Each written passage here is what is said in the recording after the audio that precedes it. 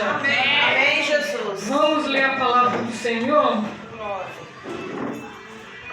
Está em 2 Samuel, capítulo 6, o versículo 12 em diante. 2 Samuel 6, do 12 até o 19.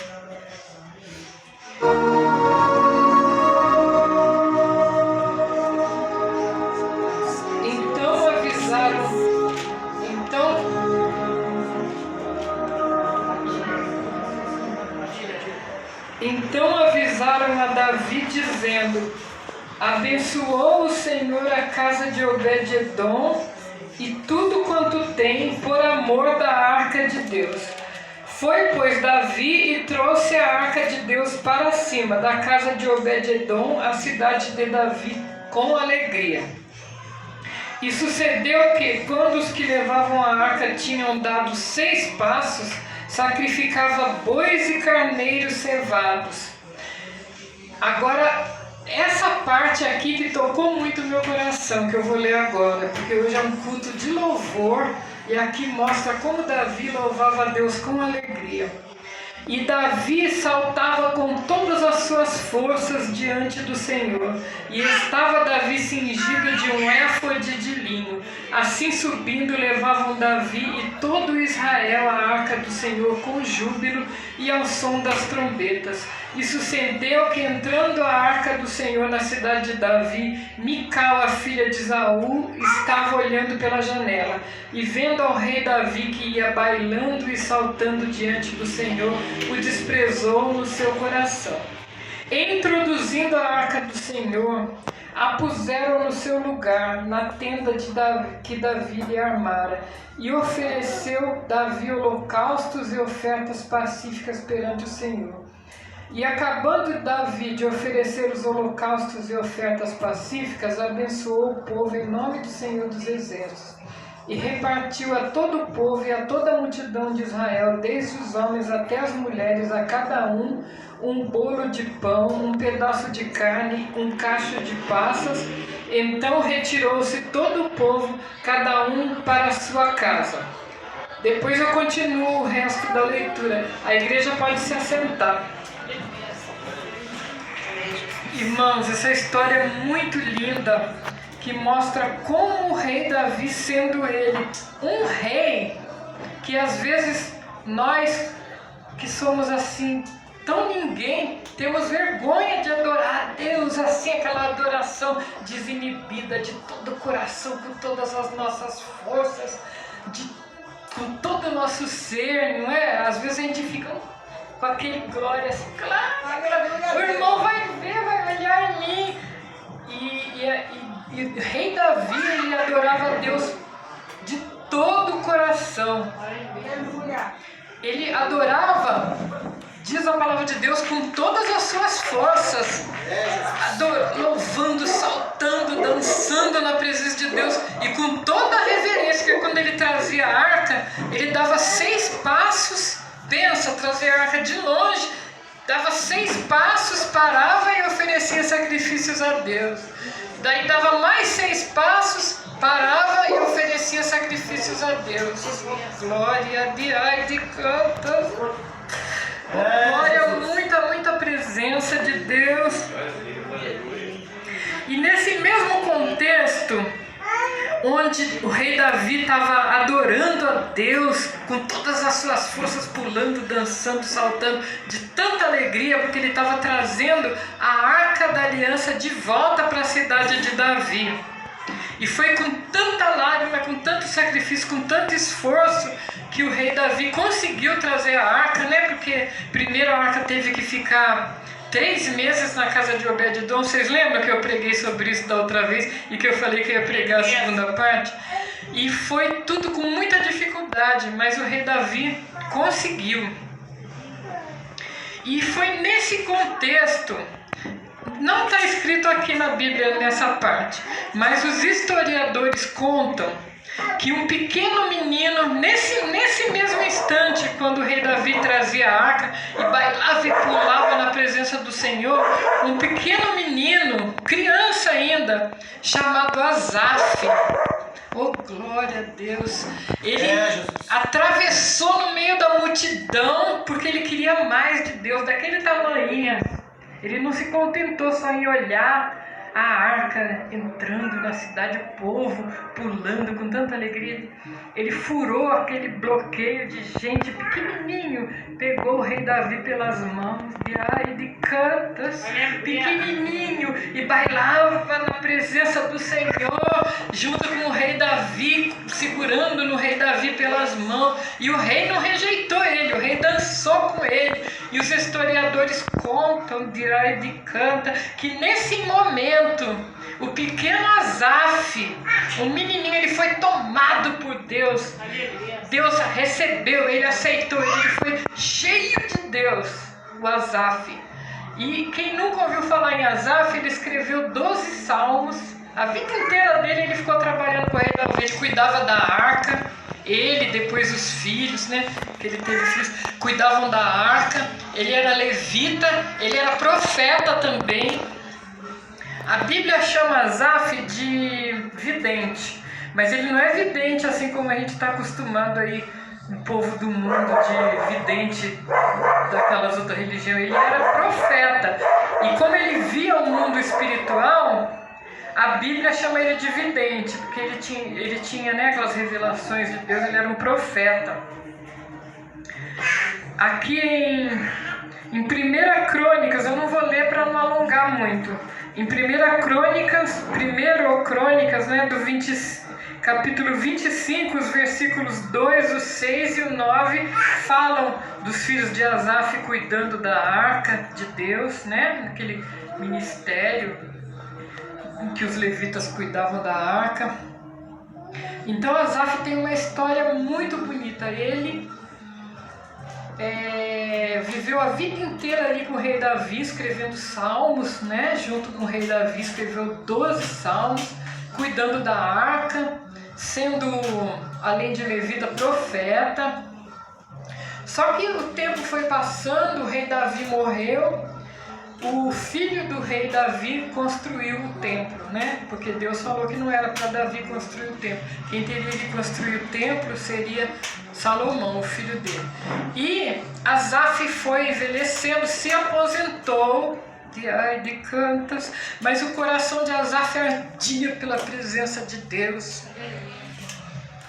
Então Salomão chamou Asaf, mesmo ele estando já, diz os historiadores, com 65 anos de idade, já aposentado. Salomão chama Asaf para escrever um hino, compor um hino, para no dia da inauguração do templo que fosse louvado esse hino. E os historiadores contam que Asaf demorou 7 anos para escrever esse hino. Mas eu creio, irmãos, que o dia da inauguração, quando esse hino foi entoado, foi grande a glória de Deus no templo do Senhor. Foi muito grande a glória de Deus no templo do Senhor, de cantas, quando Asaf entoou esse hino com todo o coração. Pense, uma criança que viveu a vida inteira na presença de Deus, louvando a Deus, e ele era inclusive famoso, porque todo mundo sabia, o povo de Deus, contam os historiadores, que Asaf era aquele menino que foi tomado por Deus, ele foi possuído por Deus. Quer dizer, na nossa linguagem de hoje, ele era cheio de Deus, transbordante de Deus, porque ainda criança ele se jogou no rei, foi dançar com o rei. Deus se alegrou tanto disso que tomou Asaf, né? Foi tomado por Deus. De cantos. Muito linda essa história de Asaf. E o que eu tiro disso? A adoração, como Deus se agrada da adoração. Que o rei Davi estava ali adorando de todo o coração. E Asaf fez o mesmo, e Deus ali recebeu Asaf. Que maravilha! Um certo dia, eu estava numa igreja, mas eu estava adorando tanto a Deus, eu estava adorando tanto, eu adorava Deus, aquela presença. Aí daí o pregador pregou. Quando ele acabou de pregar, ele apontou em mim e falou assim: irmã, por causa da tua adoração, Deus se agradou da tua adoração, Deus está livrando uma pessoa da tua família da morte. Daí passou um mês mais ou menos, e eu sempre preocupada com a minha mãe, porque ela é muito idosa, mas muito mesmo, ela tem 85 anos mais ou menos, e ela é muito frágil, ela é pequenininha, magrinha. E não por causa de ser magrinha, quem me dera eu também fosse, mas ela é assim uma pessoa muito frágil mesmo.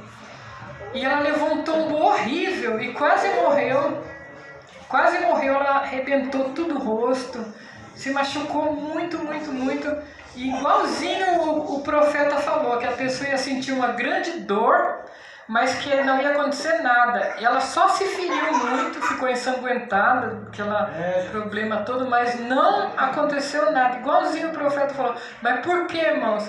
Deus falou que foi por causa da minha adoração. Oh, glória! Às vezes a gente, irmãos, às vezes a gente tem uma vida tão difícil, mesmo sendo servo de Deus, como crente. Quem que não sofre aqui, levanta a mão. Como o crente sofre, não é verdade?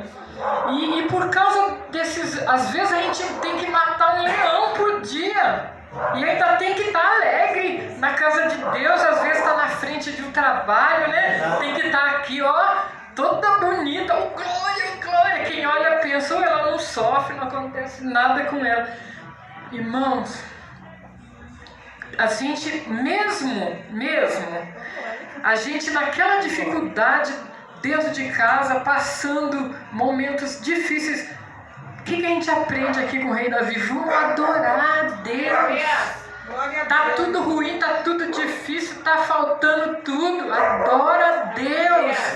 Você só tem um chinelinho para ir na casa do Senhor. Adora a Deus. Põe teu chinelinho, lava ele para ficar bonitinho.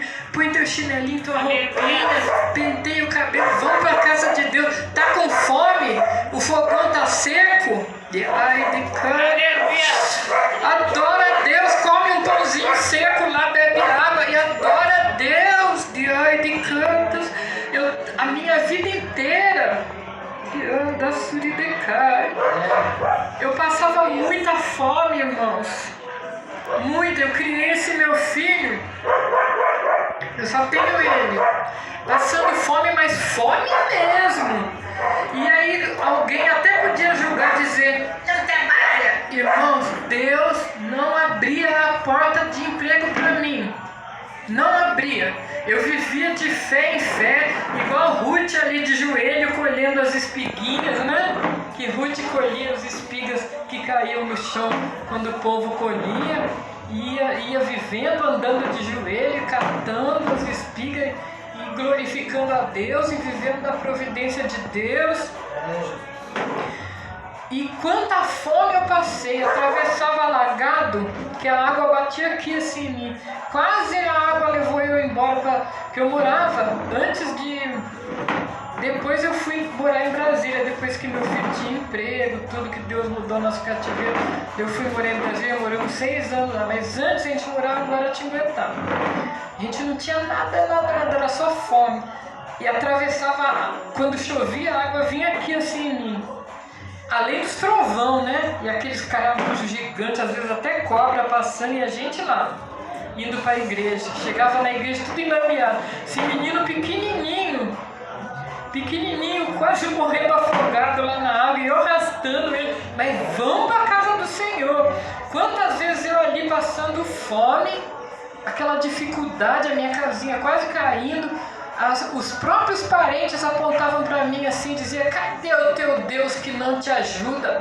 Perante Deus. Aí eu ficava quieta, mas dentro de mim eu pensava assim, Deus não é meu empregado para fazer por mim tudo, para me dar tudo de mão beijada. Deus não é, eu que sou serva de Deus. Porque às vezes a gente se revolta tanto.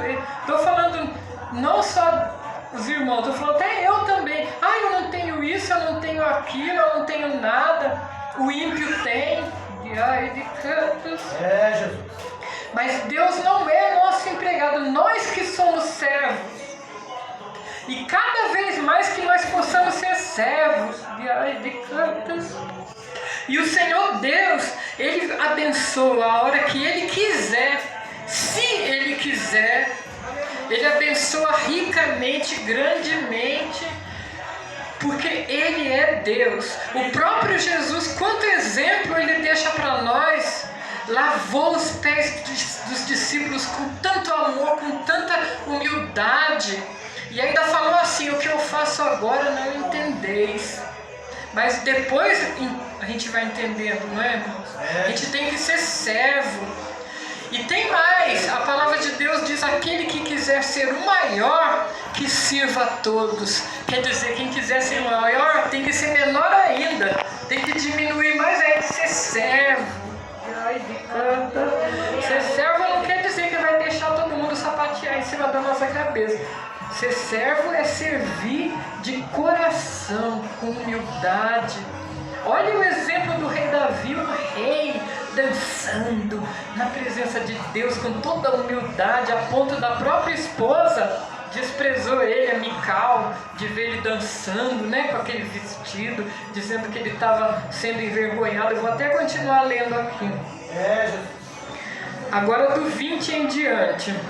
E voltando Davi para abençoar a sua casa, vocês leem em casa, irmãos, o segundo Samuel, o capítulo 6, para vocês verem que bonita a história e entender direitinho.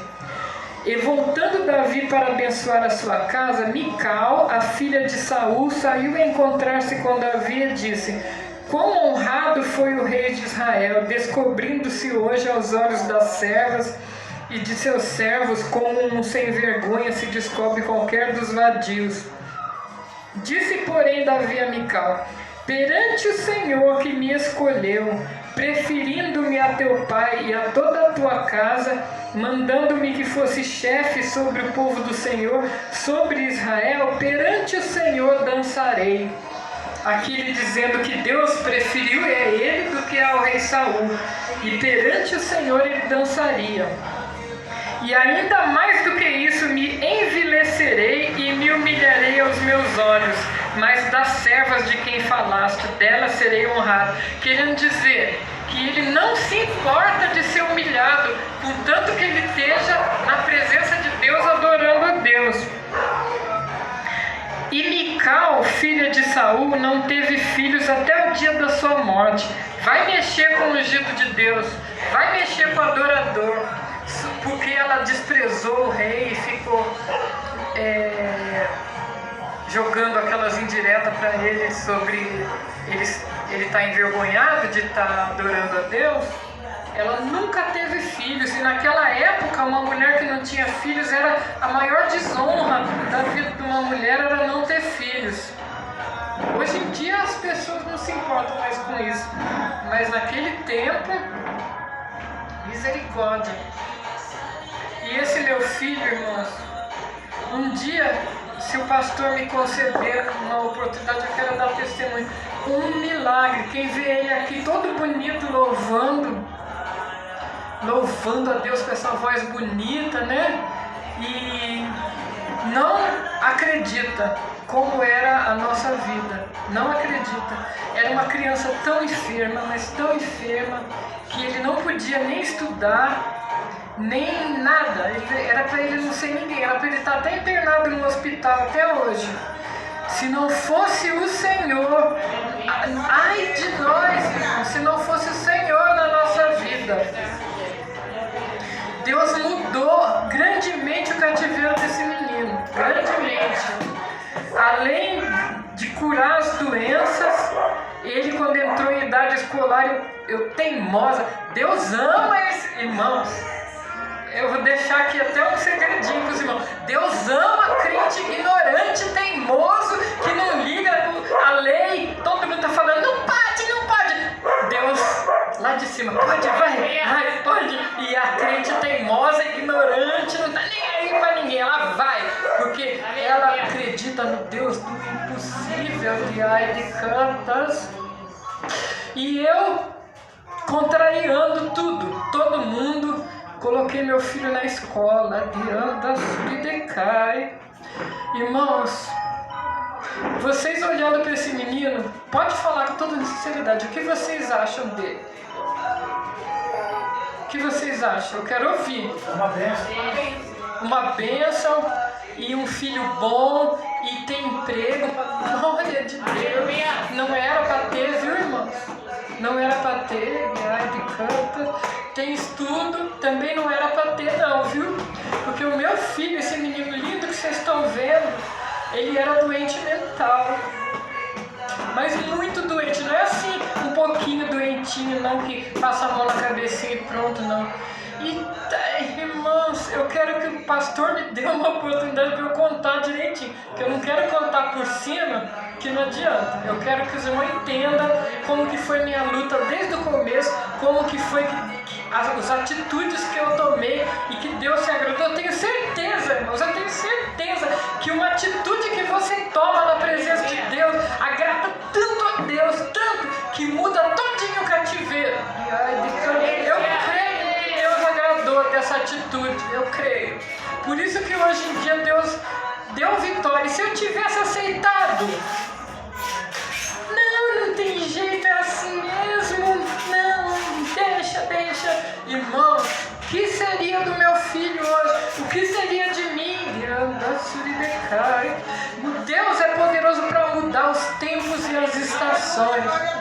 E Deus é poderoso para mudar o cérebro de uma pessoa. Glória a Deus, aleluia. Aleluia, Deus. Oh, glória! Deus é poderoso para curar os nervos, os tendões, as ligaduras, o sangue, e seja lá mais o que for que precisa ser curado. Glória a Deus, aleluia. Deus é poderoso para ressuscitar o morto.